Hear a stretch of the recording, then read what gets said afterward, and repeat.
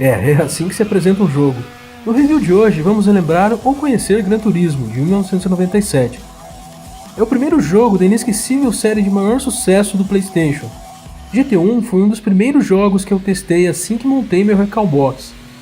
Aqui vocês veem ele rodando em 16:9. Eu achei que o widescreen combina bem com o game e não deixa os gráficos achatados demais como em alguns outros jogos. E é engraçado voltar a jogar Gran Turismo depois de todos esses anos. Ele me lembra muito do começo da minha adolescência. E em relação a games, o fato de que ele marcou uma transição importante. Ficaram de lado joguinhos mais infantis, estilo, Super Mario, e vieram jogos mais adultos. Porque para se dar bem em Gran Turismo, você precisa ter alguma ideia sobre conceitos como tangência de curvas, traçado, suspensão, potência, torque, peso do carro e tudo mais. E não é como o Mario Kart, não é só acelerar e jogar cascos nos outros. É algo diferente, mais crescido. É para separar os homens dos piapançudo. Gran Turismo é assim ainda hoje. Eu achei, por exemplo, que ia apavorar nos testes de licença, mas alguns deles se mostraram ainda muito desafiadores, e assim como em 97, não consegui emplacar muitos ouros em nenhum dos desafios. Sim, os carros viram as rodas em Gran Turismo. Eu lembro quando um amigo me mostrou o jogo pela primeira vez falando que as rodas dos carros viravam. Era impressionante e durante muito tempo foi a minha régua para medir a qualidade dos jogos de corrida. Se os carros do jogo viravam as rodas, ótimo, era realista e devia ser muito foda. Não vira as rodas? Então o jogo é ridículo. Um dos destaques do jogo diante dos seus contemporâneos são os replays. Eles dão vida a Gran Turismo e ainda são espetaculares de assistir. As posições de câmera, a sensação de velocidade, tudo mais funciona muito bem. Especialmente porque as pistas são incríveis em GT1. Todas são fictícias, mas eu gosto muito delas. Elas têm uma pegada que lembram circuitos de verdade, como High Speed Ring e Grand Valley, que aliás aparecem em todos os jogos da série. Mas, no meio de toda essa onda nostálgica que Gran Turismo 1 me passa, o que mais fica é a sensação de quanto a Polyphony Digital, que é o estúdio da Sony responsável pelos jogos da série, anda perdido no tempo. GT1 é bem simples em termos de gameplay, você compra carros, os equipa, faz as licenças e corre nos campeonatos. Tem apenas um punhado de carros e a maioria de marcas é japonesas. E gráficos muito mais simples do que você encontraria no Gran Turismo 5 ou 6. Mas mesmo assim, o game passa uma sensação de experiência mais sólida, como se o jogo fosse melhor acabado, melhor planejado. É uma coisa para se pensar, porque se em 1997 era revolucionário fazer um jogo de corrida em que aspectos técnicos de pilotagem e mecânica faziam a diferença, como relação de marcha, suspensão dura ou macia, hoje isso não basta mais, há dezenas de games que oferecem isso e Gran Turismo não tem mais nada de melhor que todos eles, a não ser o nome. Mas deixando a choradeira de fã decepcionado de lado com a falta de rumo e foco da Polyphony, vamos falar do Gran Turismo 1 e seu grande potencial. É sempre uma jogada arriscada revisitar qualquer coisa que você adorava quando era adolescente. Filmes, livros, quadrinhos e até alguns amigos. O tempo é a medida da precariedade de qualquer coisa, como dizia um professor. Tudo muda, perde o brilho. Mas Gran Turismo sobrevive. O jogo envelheceu bem e em que se pese todas as evidentes limitações gráficas de um game lançado há quase 20 anos, fica ainda a mesma sensação gostosa de jogar, de comprar os carros.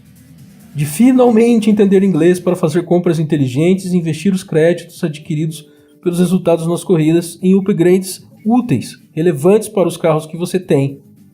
Aliás, nesses últimos tempos, jogando todos esses jogos queridos, a coisa que mais me assusta é o quanto entender inglês os torna fáceis.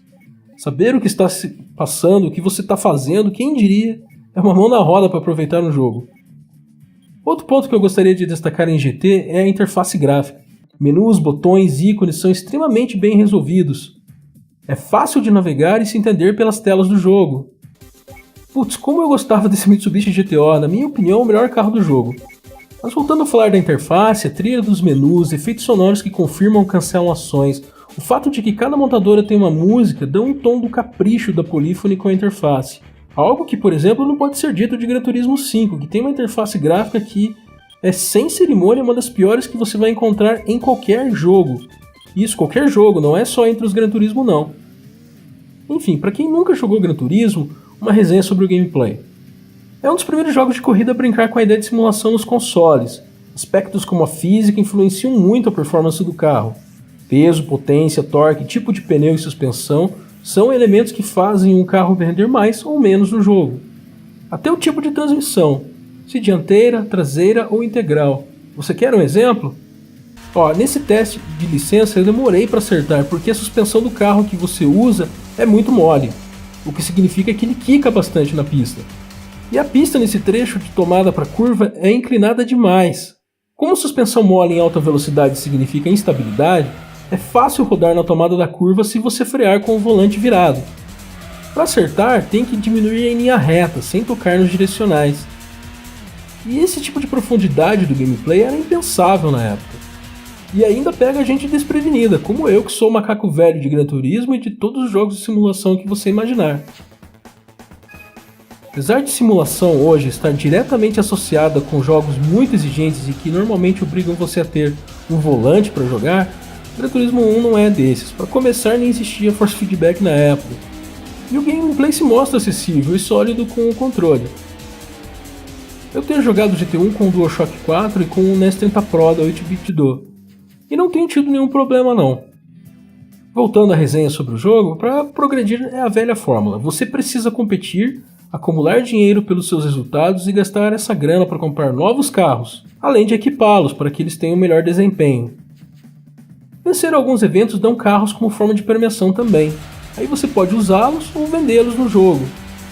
Além disso, você precisa liberar as licenças para ter acesso a campeonatos com carros melhores e premiações em valores mais altos. Há também o modo arcade, que permite você correr sem compromisso sozinho ou com um amigo com a tela dividida, usando carros liberados pelo game ou aqueles que estão na sua garagem.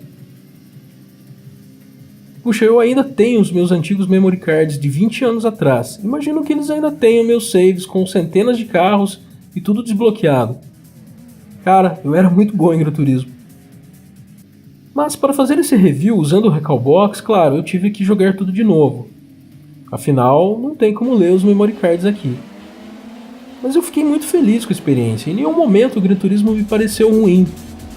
Nunca me pareceu algo como pesado, chato de fazer. Jogar todas as licenças e corridas não foi um trabalho, uma tarefa para capturar material para preencher esse review. Pelo contrário, foi como uma redescoberta, foi rever um velho amigo e ver que ele continua um bom camarada. Que as memórias que ele traz de volta ainda são tão importantes. Não importa o nível de cagadas que a Polyphony Digital conseguir fazer nos próximos lançamentos. Nada vai acabar com o fato de que os primeiros Gran Turismo, do 1 até o 3 ou o 4, que eu aliás considero o melhor de todos junto com o Gran Turismo 2, são obras-primas, são jogos que não vão morrer nunca.